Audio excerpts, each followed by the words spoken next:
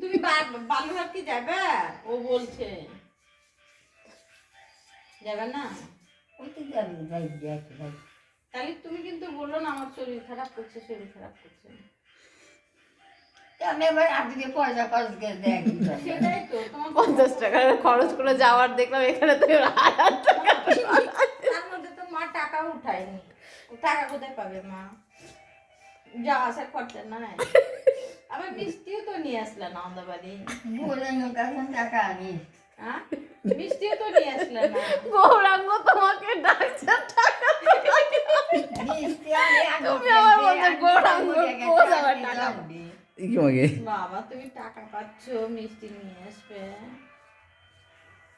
তোমার বাপ বাইচা আছে আনছে।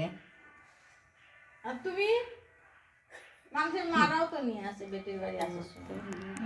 আমার হাতে কি পয়সা আছে? আমার গাড়িতে কি পয়সা আছে? নাই।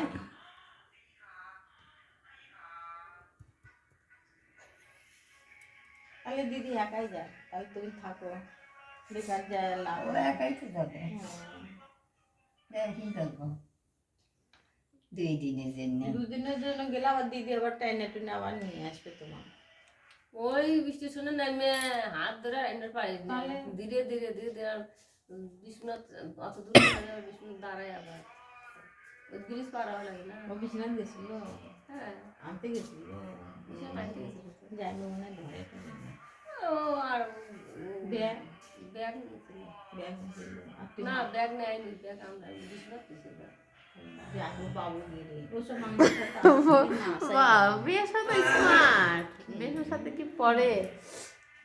কে ওই দেখে বিয়ে দিয়েছে তোমাকে গো? হ্যাঁ কে তোমাকে ওই দেখো সম্বন্ধ সামনে করেছে? বসে আছে এই যে মেসোর সাথে তোমার সম্বন্ধ কে করেছিল? আমাদের মিলন দ্বারা, মিলন দ্বারা মদারুর সাথে বিয়ে দিয়ে দিয়ে সারাই জীবনটাই শেষ। তার হাতে মদারুর হাতে বিয়ে দিছিল।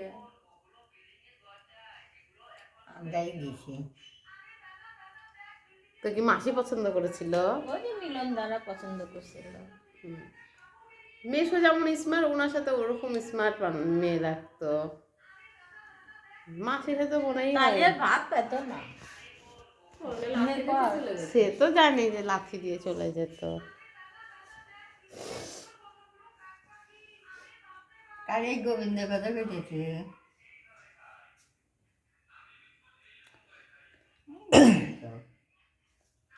কি করবে হবে? হয়েছে গেছে।